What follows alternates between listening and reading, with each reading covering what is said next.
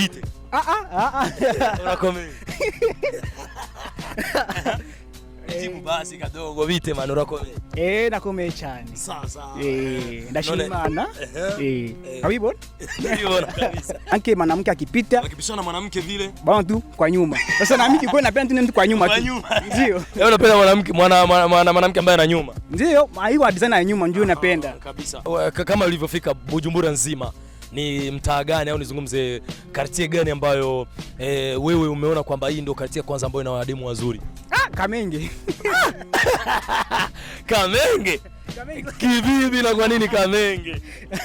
Kikweli, ukifika Kamenge usema tu nifikishe ku 11. 11. Utapata wademu. Love la rivière. Ulisemaje? Nisikia love. Love si. Love la rivière. Maana yake nini sasa kwa Kiswahili?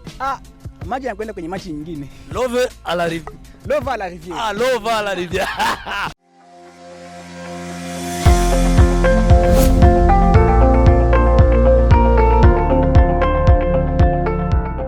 Yes, ina hapa kuna kileo kimoja hivi nataka kuvuka. Lazima nikuoneshe kwa sababu sio kipindi changu ni cha kitaa. Kama unavyoona kule ni mipunga, watu wanalima, sometimes wanaita kuwito. Yeah. Sometimes wanaita kuwito. Yaani ukiona watu wako vile wanalima na mara moja unajua wako kuwito. Yeah.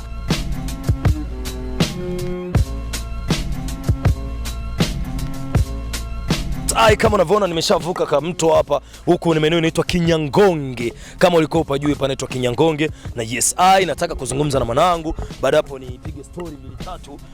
Kama unavyojua kwamba sisi ni wasee wa kitaa. Lazima inakuwaje bro? Labda kidogo jongea huko kidogo kwa sababu unaona leo mvua imenyesha sana huko. Mambo vipi? Sasa kabisa tunamshukuru. Inakuwa fresh. Ndio sasa kabisa. Na nashukuru kwanza kukuona, alafu najua mimi ni Mr. T, mzee wa kutafuta washikaji nini vitaani tunaweza kuongea. Ndio najua hilo. Nikiangalia kidogo hivi kwenye mitandao, labda kabla sijaingia kwenye mtaa wa Kinyangonge, unaochukuliaje kwa sababu tumeona vitoo pale wanalima mchele nini, ndio mnasukuma mchele anga zetu au vipi? Ni hivyo kabisa. Ni hivyo. Kisa nakula kwa michele, hapo kuko mandizi, hapa kuko miwa, hapo kuna miwa. Ni hivyo. Bwana vipi sasa? Ni sawa kabisa. Kwanza unapenda mwanamke wa aina gani? Nampenda mwanamke ambaye ana design za nyuma. Yaani mwanamke mwenye ana gwede. Yes, ndio hivyo. Kwa nini sasa? Kiukweli, ima siku leo tuko tunaona wanaume mingi akipita mwanamke akipita akipishana mwanamke vile bwana tu kwa nyuma. Sasa na mimi kwa napenda tu kwa nyuma tu. Ndio. Wewe unapenda mwanamke ambaye ana nyuma? Ndio, hiyo design ya nyuma ndio napenda. Kabisa. Na ni mwanamke wa aina gani ambaye upendi kumuona? Kiukweli, mwenye kwa vile Barbie. Barbie ndo zile DC anime au? DC anime ndio.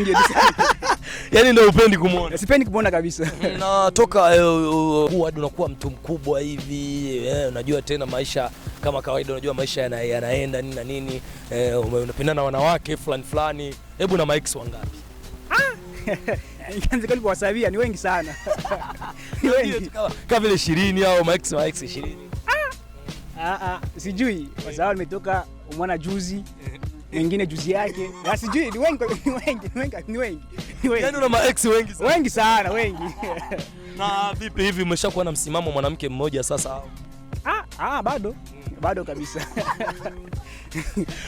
Bado game inaendelea. Bado ngai kijana, inabidi nivunje mfupa. Safi sana mzee. Unajua nini? Napenda sana tuzungumze maisha, alafu unajua maisha si vijana maisha inakuwa ni magumu kupita kiasi. Hebu tuambie kwa ujana watu wanazungumza sana ujana maji ya moto. Hivi ni kwa nini wanaita ujana maji ya moto? Na uoni kama katika maji ya moto hayo ambao vijana wengi wanatumia huyo msemo, uoni kama vile unaweza kuharibia maisha hao? Ndio, ni kweli inaweza kuharibia maisha kabisa, kwa sababu hata huyo msemo wenyewe umeshaonyesha kama vijana kabisa. Ni shida kabisa. Na ni kitu gani ambacho unaweza kuwashauria vijana wenzako wawe na maadili mazuri na wawe na tabia nzuri ambazo za kupendeza jamii?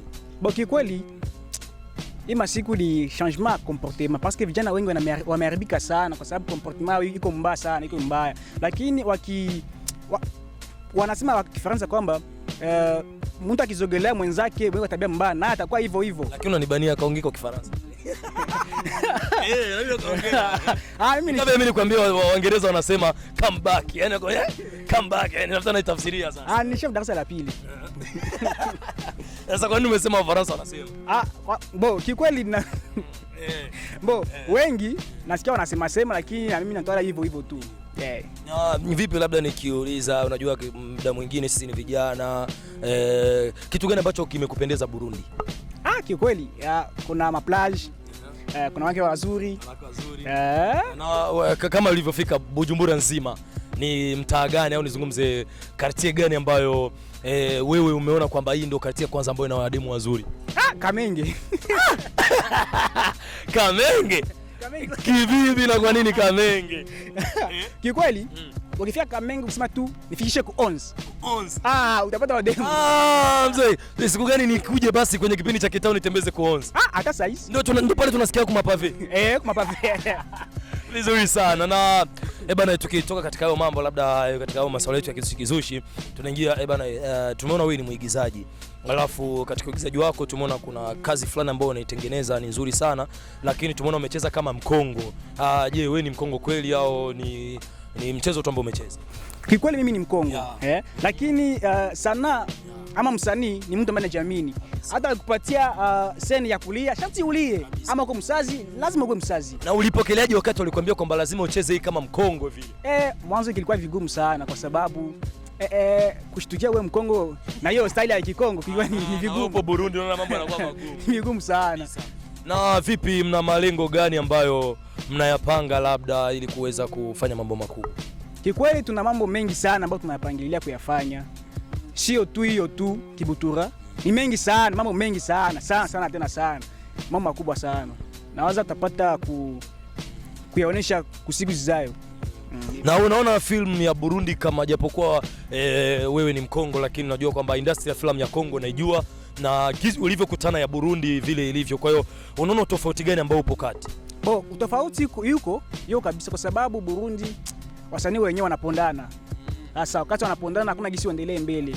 Leo kama vile Crab, unaona Crab manki hiyo iko ni animal yenye na Kifaransa hicho mzee, ona kunguta. Wewe zungumza hata Kifaransa, mimi nipo fit mzee, nipo fit usinioni.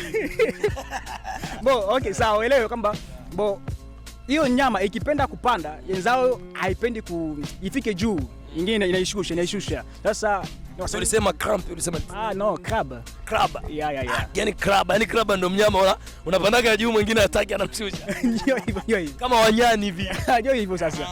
Kikweli wasanii wa hapa ni wazuri na wanajua kazi, lakini hawana bidii ya kujituma sana. Na support hayupo kabisa, hayupo. Lakini par rapport na Kongo hapa kuko chini sana, kuko chini. Lakini nawaza kwa kazi ya mbele batafanya zaidi, kwa sababu nawaamini sana. Na ni kitu gani sasa unachowashauria wasanii wa Burundi labda waweze kupendana ili kwamba filamu iweze kusonga mbele hasa?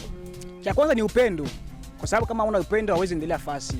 Sasa kama kikweli wewe msanii uko na upendo, utacha mwenzako aendelee kazi. Kwa sababu unakutana mtu mwingine kuna jalousie. Iko na jalousie, iko na haine juu mwenzake, hapendi mwenzake endelee mbele.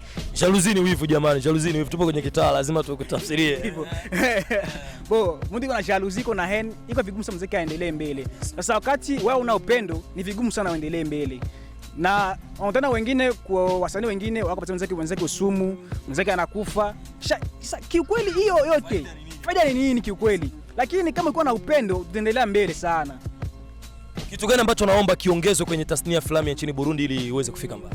Kikweli kuko gambo ingine, unatana msanii naye kuko problem entre director na msanii mwenyewe.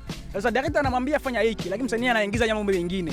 Sasa kuko problem pale, kuko problem. Sasa wakati msanii peke hajielewi nini kufanya, hakuna gisi endelee mbele naye. Ni hivyo kwanza. Bana, kama swali la kizushi kwa sababu tunamaliza. Kwa Kiswahili tunasikia wanasema sijui mezali. Kwa Kifaransa sijui kama wanasema proverbe. Kwa hiyo ningelipenda tu hata proverbe 2 tu za Kifaransa hapa ambazo utawapa labda Wafaransa kwa wanakusikia waweze kuziandika, kwa sababu katika Kiswahili unasikia usiojua ni kama siku ajiza. Sijui mambo mengi sana. Kitana hawezi kilalia. Sasa wewe si msanii ambaye unaigiza, lakini napenda utoe kwa Kifaransa proverbe 2 tu. Mimi nishia masula pili si. Moja basi, mimi napunguza moja.